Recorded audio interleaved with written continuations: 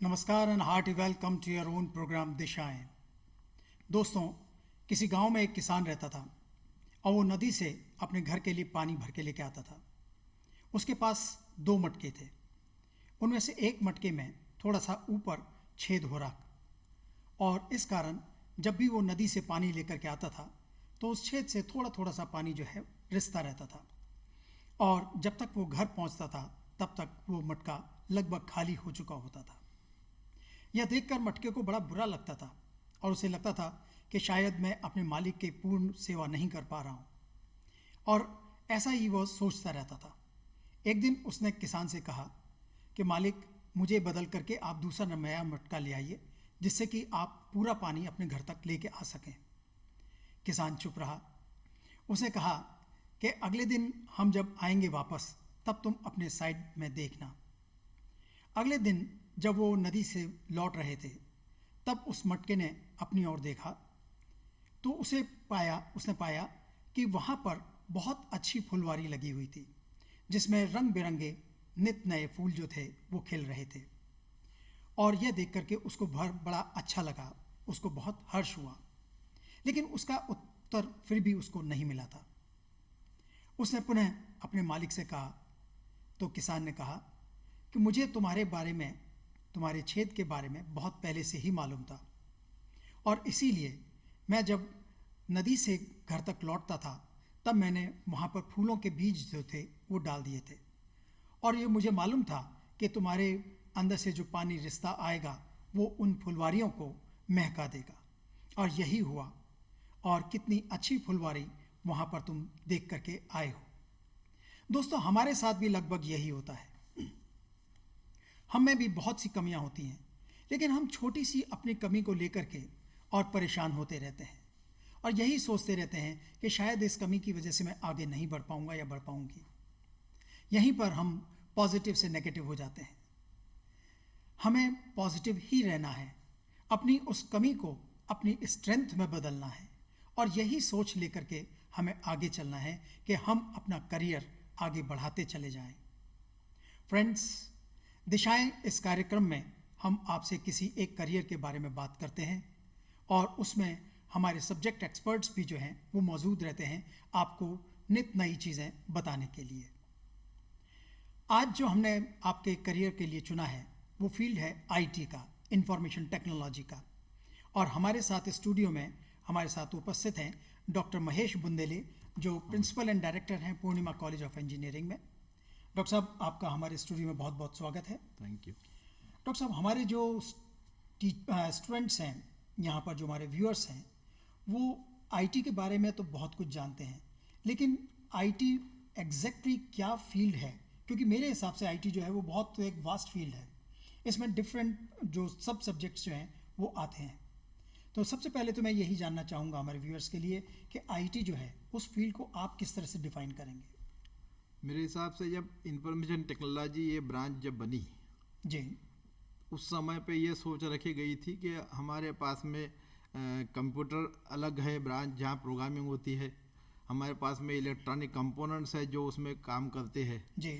इन दोनों के बीच में जो इनका इंटरफेरेंस या इनका यूज़ करके जो काम आना चाहिए या ऑपरेशंस होते हैं जी। उनको पर्टिकुलरली इंफॉर्मेशन प्रोसेसिंग के लिए जब यूज़ करते हैं तो इसके लिए कोई नए चीज़ें सीखने का या इन दोनों को साथ में चीज़ें सीखना चाहिए किसी ने, बच्चे ने।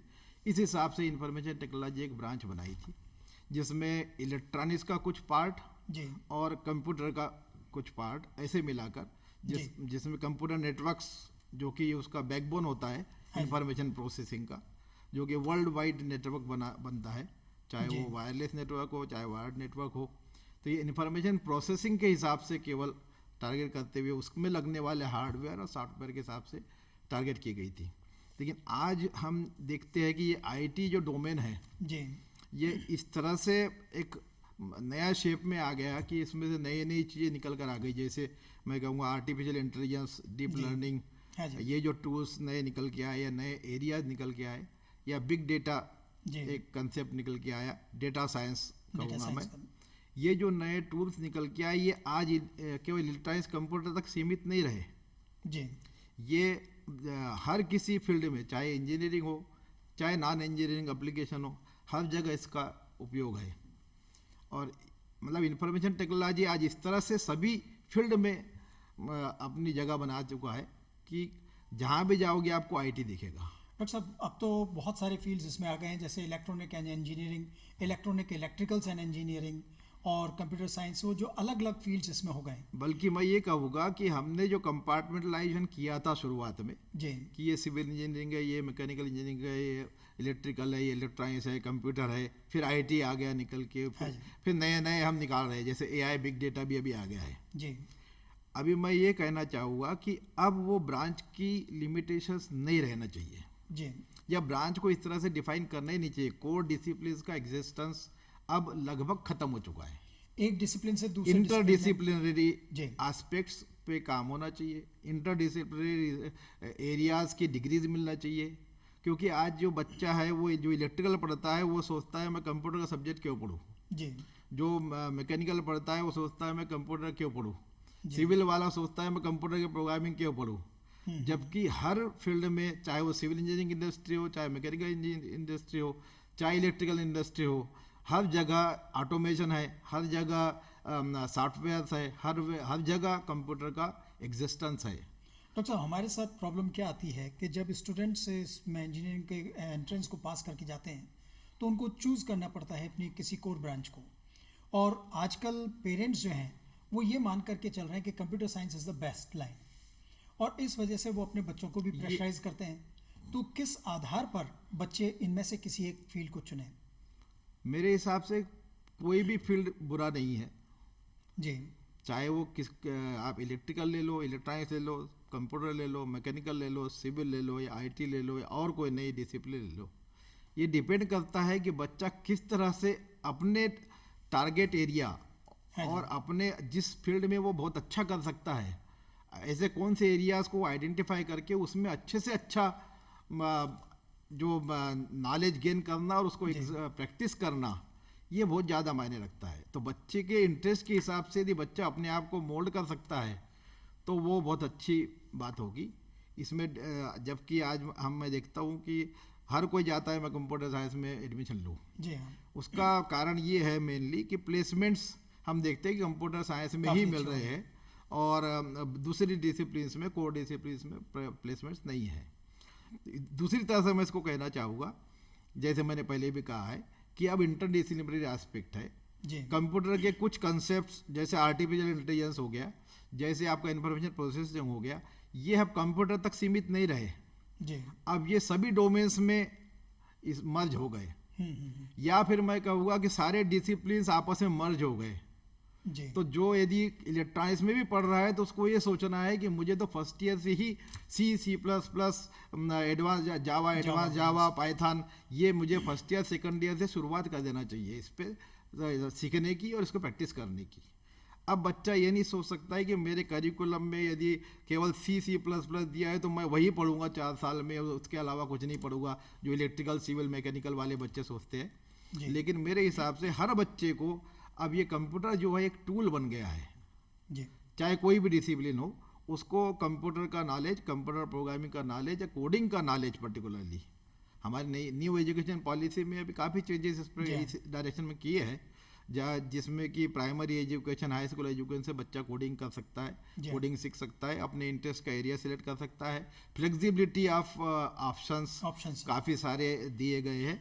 वो चीज़ आने में समय लगेगा, लेकिन हमारी सोच अभी से वो बदलना चाहिए, तभी ये हो पाएगा। सो फ्रेंड्स, डॉक्टर साहब ने अभी एक बहुत इम्पॉर्टेंट बात कही है, और वो ये है कि आप अपने इंटरेस्ट को लेकर के आगे चलें। ऐसा नहीं होना चाहिए कि हमारे जो दोस्त हैं वो अगर कंप्यूटर साइंस में जा रहे हैं तो मुझे भी कंप्यूटर साइंस में जाना है। आप ये सोच करके देखिए कि आप मैकेनिकल को चूज़ करना चाहते हैं या इलेक्ट्रिकल को चूज़ करना चाहते हैं या कंप्यूटर साइंस को चूज़ करना चाहते हैं, उसके अकॉर्डिंग फिर आप अपने लिए सब्जेक्ट जो है वो कोर सब्जेक्ट चुनिए। और दूसरी, डॉक्टर साहब ने एक और इम्पॉर्टेंट बात बताई कि ये जो फ्लेक्सिबिलिटी जो है, जो आने वाले समय में और ज़्यादा बढ़ जाएगी, कि एक सब्जेक्ट से दूसरे सब्जेक्ट की तरफ जाना या इंटरडिसिप्लिनरी आपको हायर एजुकेशन की तरफ बढ़ना, वो आपके लिए बहुत आसानी से मिलता चला जाएगा। उसको आप लेकर के चलिए, और ये मत सोच करके बैठिए कि मैं मैकेनिकल में हूँ तो मैं केवल कंप्यूटर साइंस को नहीं देखूंगा, केवल मैकेनिकल को ही देख करके आगे चलूँगा या उसी में ही आगे मेरे को बढ़ना है। Computer science is inevitable now. उसके लिए हर जगह उसकी ज़रूरत है और उसको आपको पढ़ना चाहिए। उसकी जो लैंग्वेजेस हैं वो भी आप लेकर के चलिए। डॉक्टर साहब, एक चीज़ मैं आपसे यहाँ पर पूछना चाहूँगा कि अभी जो फ्यूचर जो है आईटी फील्ड में, वो हम कैसे मान करके चल रहे हैं? फ्यूचर जैसे कि मैंने कहा है कि चाहे वो किसी भी फील्ड, कोई भी फील्ड हो, इंजीनियरिंग हो, नॉन इंजीनियरिंग हो, हम अल्टीमेटली तो उसका जो आउटपुट निकलना है वो तो प्रोडक्ट जी। निकलना है। और प्रोडक्ट मतलब सोसाइटी के लिए, सोशल सर्विस के लिए, या कोई किसी प्रकार के एप्लीकेशंस के लिए हम सोचते हैं। जी वो किसी प्रकार का, चाहे स्मार्ट सिटी ले लो, चाहे स्मार्ट होम ले लो। तो आज हम जो कुछ भी देख रहे हैं आसपास में, जी। इसमें ऑटोमेशन और इंटेलिजेंस, इन दोनों का ज़्यादा उपयोग हो रहा है।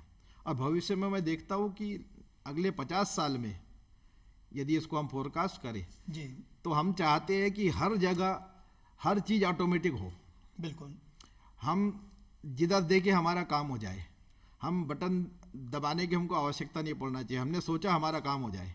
ओके, इंटरनेट की स्पीड इतनी ज़्यादा हो कि हमने देखा उसकी तरह पर वो काम हो जाए। समझ जाए कि ये हम जो क्या चाह रहे हैं। हाँ, ये इन चीज़ों के डायरेक्शन में हम चल रहे हैं। जी काफ़ी इंडस्ट्रीज नए नए टाइप के सेंसर्स बना रही है स्मार्ट सिटी के कंसेप्ट को बनाने के लिए, स्मार्ट बिल्डिंग्स के लिए, स्मार्ट होम के लिए नए नए गैजेट्स बन रहे हैं, नए नए सॉफ्टवेयर बन रहे हैं। और मुझे लगता है कि ये आईटी इतना ज़्यादा रिवॉल्यूशंस लाएगा। जी, और बहुत फास्ट हाँ, रिवॉल्यूशन और बहुत ज़्यादा फास्ट रिवॉल्यूशन लाएगा, ताकि मैं उसको यदि कंप्यूटर की भाषा में कहूँ तो एक परवेजिव कंप्यूटिंग कंसेप्ट होता है, जी जिसका मतलब होता है कि हर जगह कंप्यूटिंग एलिमेंट है, कंप्यूटर लगा है, दिखने वाला भी है, नहीं दिखने वाला भी। जी। तो इस हिसाब से एक एनवायरनमेंट जो होगा वो परवेजिव कंप्यूटिंग एनवायरनमेंट होगा भविष्य में। डॉक्टर साहब, अभी आप बार बार हम जब बात कर रहे थे तो उसमें आर्टिफिशियल इंटेलिजेंस और डाटा सिस्टम, इन दो का नाम बार बार आ रहा था। अभी जो आपने जितने भी कंसेप्ट्स बताए, चाहे वो स्मार्ट सिटी का हो, चाहे स्मार्ट होम का हो, वो भी सारा आर्टिफिशियल इंटेलिजेंस में आता है। इसको पढ़ने के लिए कोई स्टूडेंट अगर आर्टिफिशियल इंटेलिजेंस को अपना करियर बनाना चाहता है तो उसमें कौन कौन सी लैंग्वेजेस या क्या क्या चीज़ें उसको चाहिए? जैसे मैंने पहले कहा है कि फर्स्ट ईयर से ही जब बच्चा एंटर करता है इंजीनियरिंग एजुकेशन में, इवन मैं तो कहूँगा कि वो पहले से उसने करना चाहिए, जो कि न्यू एजुकेशन पॉलिसी में ऑलरेडी किया है। हाँ जी। कि प्राइमरी एजुकेशन या हाई स्कूल एजुकेशन से ही कोडिंग सीख ले। परंतु अभी के सिस्टम में ये होना चाहिए कि बच्चा फर्स्ट ईयर में जैसे ही जाता है, जब वो C++ पढ़ रहा है तो उसको पाइथन पढ़ना शुरू कर देना चाहिए पहले, क्योंकि पाइथन के लिए दूसरा कोई प्रीरिक्विजिट नहीं है और बहुत सिंपल लैंग्वेज है, हाई लेवल लैंग्वेज के फॉर्म में है और बच्चा बहुत जल्दी ग्रास्प कर सकता है। लिस्प के लिए क्या कहें? हाँ, लिस्प मैं कहूँगा, लिस्प है, जावा है, पाइथन है, आर है। हाँ जी। ये 4-5 जो लैंग्वेजेस है वो बहुत ज़्यादा उपयोगी है, चाहे वो आर्टिफिशियल इंटेलिजेंस हो या मैं कहूँगा डेटा साइंस हो, जी data science, big data domain हो, इनमें इन प्रोग्रामिंग लैंग्वेजेस का बहुत काम आता है। ये नियम क्या है, NEOM, जो उसको एब्रिविएटेड इसमें रहता है? ये एक नया कंसेप्ट निकाला है, न्यू फ्यूचर। जी न्यू फ्यूचर, या मैं कहूँगा कि न्यू एंटरप्राइज ऑपरेटिंग मॉडल, हाँ जी। जिसमें ये सोचा गया है कि हर चीज़ में कुछ नया, जी चाहे हम वो बिल्डिंग को लुक की बात कर रहे हो तो क्या नया, चाहे वो बिल्डिंग के लाइफ की बात कर रहे हो तो क्या नया, जी वो बिल्डिंग के अंदर रहने वालों के लिए सोच रहे हो तो क्या नया। मतलब एक न्यू concept, चाहे वो स्मार्ट सिटी का कंसेप्ट ले लो आप, तो स्मार्ट सिटी जब हम कंसिडर करते हैं तो सारी चीज़ें आ जाती है, जी क्योंकि उसमें रहने वाले लोग हैं, सोसाइटी है, सोसाइटी के लिए फैसिलिटीज़ है, उसके सारे ऑटोमेशन है, प्रोसेस ऑटोमेशन है, इंफॉर्मेशन ऑटोमेटिक हर एक जगह से दूसरी जगह जाना है, उसका प्रोसेसिंग होना है, उसके एक्शंस डिसाइड होने हैं, तब हम जो है इसको इस्टेब्लिश कर पाते हैं। तो इस हिसाब से ये जो 4-5 लैंग्वेजेस है ये बहुत काफ़ी इंपॉर्टेंट है और बच्चे ने इसमें अच्छी एक्सपर्टाइज अपने हासिल करना चाहिए, तब उसको सक्सेस मिलता है। डॉक्टर साहब, अभी आप कह रहे थे कि ऐसा नहीं है कि केवल कंप्यूटर साइंस में ही अपॉर्चुनिटीज़ हैं, तो अगर हम मैकेनिकल, इलेक्ट्रिकल, सिविल, इस तरह के जो कोर सब्जेक्ट्स हैं उनको लेकर के चलें तो क्या आप देखते हैं कि इनमें भी अपॉर्चुनिटीज़ हैं? बिल्कुल अपॉर्चुनिटीज़ है। आज मैकेनिकल इंडस्ट्री जो मॉडर्न इक्विपमेंट्स, प्रोसेस ऑटोमेशन में चली गई है, उनको तो वो बंदे चाहिए जो कंप्यूटर इंजीनियरिंग का नॉलेज रखते हैं, जी हाँ, जो प्रोग्रामिंग का नॉलेज रखते हैं, जो इंफॉर्मेशन प्रोसेसिंग का नॉलेज रखते हैं, जो मॉडर्न टूल्स, एडवांस टूल्स को यूज़ करना जानते हैं। इस हिसाब से मैं कह रहा हूँ कि चाहे वो मैकेनिकल हो चाहे सिविल हो, जी उनने अपने टारगेट इंडस्ट्रीज के हिसाब से, मॉडर्न इंडस्ट्री के हिसाब से सारे जो एडवांस टूल्स है, सॉफ्टवेयर्स है, प्रोग्रामिंग लैंग्वेजेस है, उस डायरेक्शन में अपनी तैयारी करना चाहिए। और 4 साल का समय काफ़ी कुछ होता है, इवन मैं कहूँगा 3 साल का समय होता है उनके पास तैयारी करने के लिए। 4th ईयर में प्लेसमेंट होता है, तो 3 साल में बहुत अच्छे से प्लानिंग करके बच्चा जो है तैयारी कर सकता है और एक अच्छी से अच्छी कंपनी में प्लेस हो सकता है। लेकिन डॉक्टर साहब प्रॉब्लम ये आ गई है कि पेंडेमिक जो है उसकी वजह से ऑनलाइन कोर्सेज जो हैं वो ही चल पा रहे हैं, और हालांकि तीसरी लहर का पता नहीं क्या होगा या नहीं होगा, हालांकि बहुत कम चांसेस हैं उसके, लेकिन फिर भी ये मान के चल रहे हैं कि अभी ऑनलाइन कोर्सेज कंटिन्यू करेंगे। तो डू यू थिंक कि ये ऑनलाइन कोर्सेज जो हैं, हम पर्टिकुलरली आईटी या इस तरह के जो फील्ड्स हैं उनके बारे में बात करें जो कि प्रैक्टिकल सब्जेक्ट्स हैं, उसमें ऑनलाइन कोर्सेज क्या रेगुलर कोर्सेज के अपेक्षा ठीक उतरे हैं? नहीं, मैं तो ये कहूँगा कि ऑनलाइन एजुकेशन सिस्टम पहले से इस्टेब्लिश्ड है, परंतु जो हमारे फैकल्टी है या हमारे स्टूडेंट्स है ये इसको अडाप्ट करने नहीं चाहते थे। इवन आम आदमी भी इन चीज़ों को अडाप्ट नहीं कर रहा था। हाँ जी। तो इसका जो पेंडेमिक का पॉजिटिव इफेक्ट है कि हर आदमी, चाहे वो इलिटरेट हो या लिटरेट हो, चाहे वो प्रोफेशनल हो नॉन प्रोफेशनल हो, ये टेक्नोलॉजी को अडाप्ट करना सीख गया है जी। एक पहली बात तो ये हो गई। हाँ। दूसरी ये कि ये जो ऑनलाइन एजुकेशन सिस्टम है एक सेल्फ लर्निंग मोड के लिए बहुत अच्छा जरिया है जी। जो कि सेल्फ लर्निंग बच्चे को सीखना है कि यदि यहाँ 4 साल में जो पढ़ता है कॉलेज में वो लिमिटेड होता है, उसके एप्लीकेशंस, उसको फील्ड में जाने के बाद में कुछ और नए एप्लीकेशन, नए टूल्स, नए टेक्नोलॉजी आ जाती है जी। तो बच्चे को एक सेल्फ लर्निंग जो हैबिट अपनी बनाना है वो बनाने के लिए बहुत ज़्यादा मददगार है online tools, online learning systems. इसलिए मैं ये कहूँगा कि ये पेंडेमिक का जो इम्पैक्ट आया कि हम ऑनलाइन एजुकेशन सिस्टम को, ऑनलाइन टूल्स को यूज़ करने लगे हैं, इसमें और काफ़ी एडवांसमेंट्स होंगे आगे और उस तरह से बन जाएगा कि जैसे आप भले ही ऑनलाइन क्लास ले रहे हो ऐसा लगेगा कि टीचर सामने लाइव क्लास ले रहा है। लाइव क्लास है। सो फ्रेंड्स, एक चीज़ और अच्छी निकल करके आई है आप लोगों के लिए। पेरेंट्स कई बार ये शिकायत लेकर के आते हैं कि हमारे बच्चे जो हैं वो ऑनलाइन स्टडीज़ की वजह से बिगड़ते चले जा रहे हैं, लेकिन डॉक्टर साहब ने एक बड़ा अच्छा और एक नया आयाम बताया है कि इससे सेल्फ लर्निंग का कंसेप्ट जो है वो निकल करके आया है। बच्चे खुद जो हैं वो आज टेक्नोलॉजी को पढ़ना चाहते हैं, खुद देखना चाहते हैं, खुद उसको टेकअप करना चाहते हैं, और यही चीज़ जो है सेल्फ लर्निंग की जो बात है ये आपके हर जगह आगे भी काम आएगी। डॉक्टर साहब, प्रॉब्लम इसमें तब आती है जब टीचर्स जो हैं वो ऑनलाइन टीचिंग के लिए ट्रेंड नहीं होते हैं, तो ऐसे टीचर्स के लिए आप क्या कहना चाहेंगे कि वो कैसे अपने आप को अवेयर कर सकते हैं? इसके लिए कुछ ट्रेनिंग मॉडल कुछ बनाना चाहिए। हमारे यहाँ बहुत डिफरेंट लेवल ऑफ इंस्टीट्यूशंस है। यदि मैं कहूँ बात IITs, NITs, तो वहाँ ये सारी चीज़ें पहले से ही चलती आ रही है। जी हाँ। इवन वो जब फिजिकल क्लास लेते हैं तो भी उनका उस तरह का वीडियो लेक्चर एक स्टूडियो में रिकॉर्डिंग होकर वो अपलोड हो जाता है वेबसाइट पे और बच्चे के लिए अवेलेबल होता है उसको ऑफलाइन पढ़ने के लिए।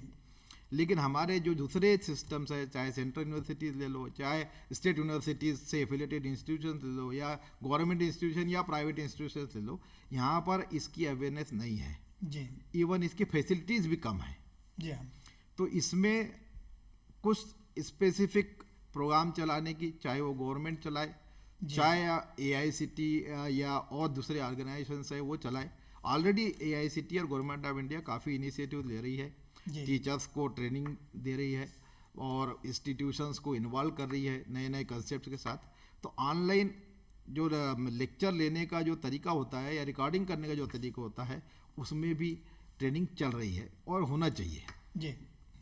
इसे कंसेप्ट से लेकर के आगे हम और अच्छा कर पाएंगे। हाँ, इसमें अगर हम डिस्टेंस एजुकेशन और जो ऑनलाइन की जगह ऑफलाइन क्लासेस से उसको कंपेयर करें तो आप किसे अच्छा मानेंगे?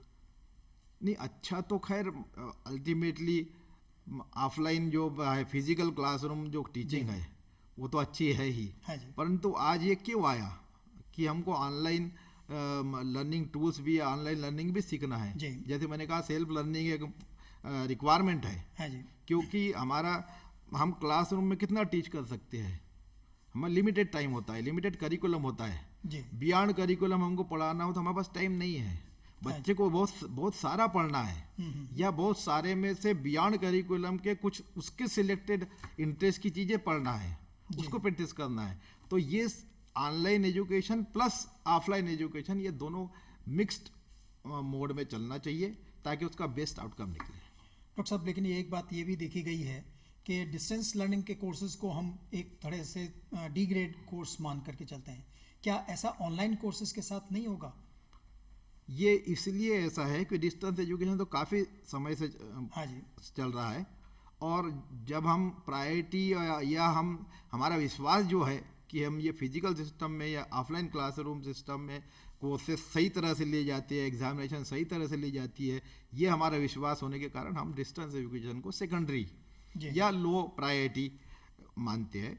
लेकिन यदि वो जिस तरह से हम ऑनलाइन एजुकेशन सिस्टम को बढ़ावा दे रहे हैं उसी और इम्प्रूव कर रहे हैं, उसी तरह से यदि हम डिस्टेंस एजुकेशन को भी इम्प्रूवाइज करेंगे तो इसका लगभग इक्वल ही लेवल होगा। नहीं, इक्वलेंट तो मान करके चलते हैं, लेकिन जब भी कभी बात आती है कि अगर हम किसी एक ऐसे स्टूडेंट से बात कर रहे हैं जो कि रेगुलर क्लासेस में रहता है, और दूसरा हम बात कर रहे हैं कि जो कि ऑनलाइन कोर्सेज को टेकअप करता है, तो दिमाग में यही एक बात आती है कि ये ऑनलाइन कोर्स वाला जो है वो कम उसका होगा ग्रेड का। बिकॉज द डिफरेंस इज, जो फिजिकल क्लासरूम में सीख रहा है वो तो डायरेक्ट आई कांटेक्ट के साथ टीचर के साथ है, उसको हाँ, चाहे वो थ्योरेटिकल कंसेप्ट हो या प्रैक्टिकल कंसेप्ट हो, वो अंडर वॉच है और उसकी क्वेरी भी रिजॉल्व करवा ले रहा है। डिस्टेंस एजुकेशन में ये होता है कि वो दोनों ही रिलैक्स हो जाते हैं। हाँ जी।